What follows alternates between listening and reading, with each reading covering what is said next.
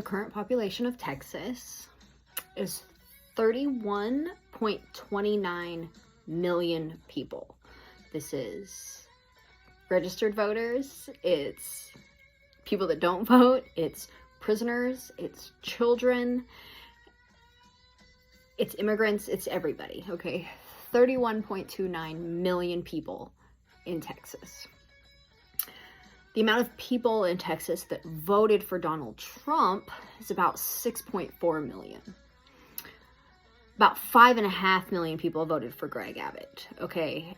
These are less than 20% of the population of Texas voted for Trump and or Abbott. Less than 20%. The amount of Texans that deserve to be flooded out of their homes, or even worse, have their children swept away by floodwaters, is zero. Zero people in Texas or anywhere else, regardless of political affiliation, deserve to have their children killed in floodwaters. And I don't think that this should be a controversial statement. It should not be hard for anybody to understand that.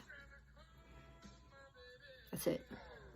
That's it. I've seen far too many people say that Texas deserves this, that Texans, that human beings deserve to have their children drowned in floodwaters because of how, well, there's a 20% chance that they voted for Trump.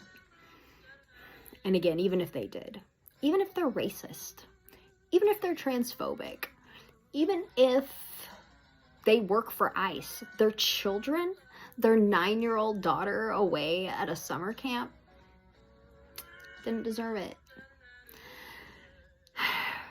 Get your fucking hearts right.